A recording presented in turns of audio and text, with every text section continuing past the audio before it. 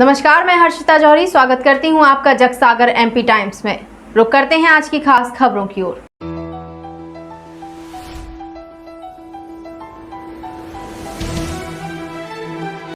सरकारी आवास में मिला फांसी के फंदे पर लटका शव, परिजनों ने व्यक्ति की हत्या की आशंका जताई। रीवा जिले के हनुमाना थाना अंतर्गत जनपद पंचायत के बगल में सरकारी आवास पर उस वक्त अफरा तफरी का माहौल निर्मित हो गया जब सुबह एक व्यक्ति का शव फांसी के फंदे पर लटका हुआ मिला। बता दें कि मृतक सत्येंद्र कुमार मिश्रा उम्र 24 वर्ष निवासी पाती थाना हनुमाना का है, जो कि सरकारी आवास में रहकर ट्यूशन पढ़ाने का काम करता था और रात के समय वो अपने परिचित के साथ प्रतिदिन की तरह सोया हुआ था। लेकिन सुबह जैसे ही उसके परिचित की आंख खुली तो उसने देखा कि सत्येंद्र कुमार का शव फांसी के फंदे पर लटका रहा है। बता दें कि आनन फानन में पुलिस को जानकारी दी गई। मौके पर पहुंची पुलिस ने शव को पोस्टमार्टम के लिए सामुदायिक स्वास्थ्य केंद्र भिजवाया, जहां आगे की कार्रवाई में जुट गई है। वहीं परिजनों के द्वारा बताया गया कि ये कोई आत्महत्या नहीं है। हालांकि पुलिस सभी तथ्यों पर जांच कर रही है। हत्या है या फिर आत्महत्या, ये जांच के बाद ही सामने आ पाएगा। रीवा से विजय त्रिपाठी की रिपोर्ट, जगसागर एमपी टाइम्स पर। सर क्या है और ऊपर करिएगा, मैं 2-3 हज़ार से लगभग ये कमरा इलाट हुआ है। मेरे बच्चे छोटे थे, घर तो मेरा 15-20 किलोमीटर है गांव, किंतु मेरे बच्चों के पढ़ाने के उद्देश्य से परिवार सहित यहीं रहने लगा। ऑफिस भी पास में है, मुख्यालय छोड़ के कोई न रहे, ऐसी कोई स्थिति। कमरा इलाट हुआ, हम यहीं बच्चे पढ़ा लिखा रहे थे। शासकीय जॉब में हैं आप? जी हाँ, जनपद पंचायत में यहाँ बाबू पर था, बाबू पद पर, सहायक ग्रेड 3। क्या घटना हुई रात? क्या है कि वो 2 भाई रहते थे, चचेरा भाई, अभी सब एक साथ में हैं। तो ये दोनों भाई एक पहले तो ये अकेले रहते थे, लेकिन हम ऑफिस आते जाते थे, बैठना उठना खाना पीना देख ले, क्या किए क्या नहीं किए। कभी हमको फ्रेश होना हुआ है, पानी पीना हुआ तो अब नज़दीक है, पानी वानी पिए, 10-5 मिनट बैठते चले गए।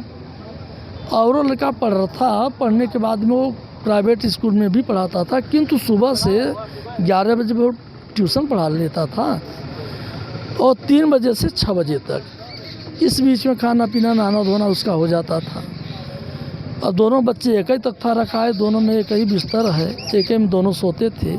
क्या आज भी दोनों साथ में सो रहे थे? दोनों साथ में, जो बालक उनके साथ में रहता है, तो उसने मैंने पूछा तो यही बताया कि हम लोग साथ में सोए थे।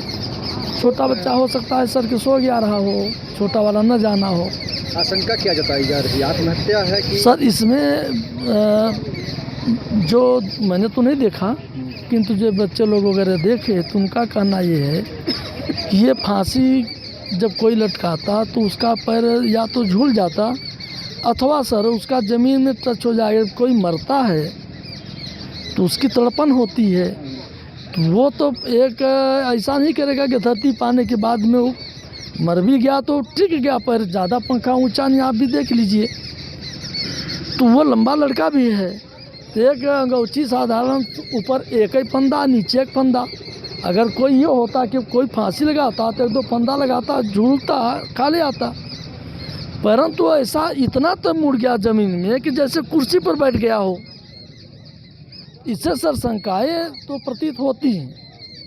हो सकता है मोबाइल, चूँकि हमारे बच्चे लोग और कोई मोबाइल लगाए, उसके भाई लोग 11 बजे मोबाइल नहीं उठा, और जो लड़का उठा तो ये बोलता है कि किवाड़ खुला था, मतलब अंदर से वो सिटकिनी नहीं बंद थी, किवाड़ पर खाली ढका था। कितने वर्ष का था लड़का? ये बच्चा सर ये है मेरे पास में। नहीं, जिसके वो सर 24-25 के आसपास। शादी हो गई थी क्या? नहीं सर, अभी। कहाँ के निवासी हैं वो? ये पाती मेरे ससुराल में साले के लड़के हैं।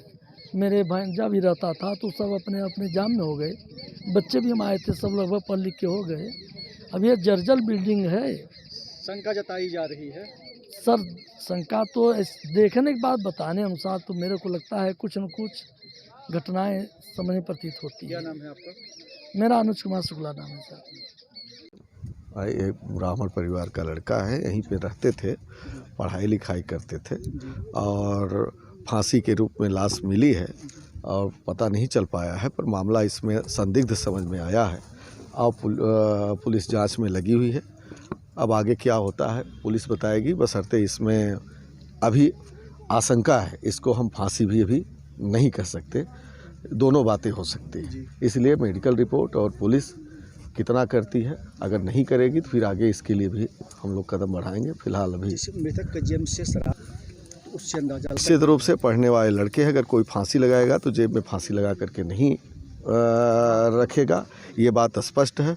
हो सकता है अब मोबाइल टेस्ट कराना, मोबाइल से और पोस्टमार्टम रिपोर्ट से, इन सब बातों से आगे पता चलेगा कि आगे क्या है। अगर कहीं से भी थोड़ी बहुत शिनाख्त है कि नहीं मर्डर है, तो उसमें हम लोग पूरी तरह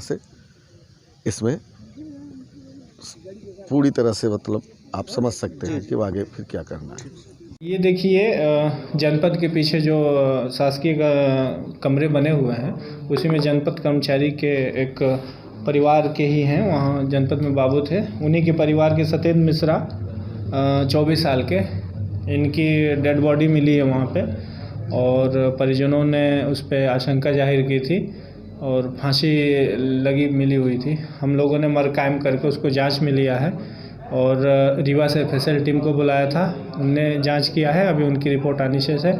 उसके बाद हमने PM कराया है, PM कराने के बाद उनका मोबाइल नंबर की CDR निकाली जा रही है। जो भी तथ्य आएंगे हम आपस वो आपको अवगत कराएंगे। आलू बंडा उनकी मोटरसाइकिल के हैंडल में टंगा हुआ था पॉलीथीन में, और उनके कमरे में जो हैंगर पे कपड़े थे उसमें एक शराब की आधी बोतल मिली है, उसमें आधी मात्रा में हाफ शराब है, और उसके संबंध में भी हम लोग जांच कर रहे हैं। कुछ बातें ये भी देखिए, ये सारी चीज़ें जांच करने के बाद क्लियर हो पाएगा, और जैसे जो भी तथ्य आएंगे हम फिर से आपको अवगत कराएंगे। ठीक, फिलहाल के लिए इतना ही। खबरों का सिलसिला लगातार जारी है, आप बने रहें जगसागर MP टाइम्स के साथ। लेटेस्ट खबरें पाने के लिए हमारे चैनल को सब्सक्राइब अवश्य करें। नमस्कार।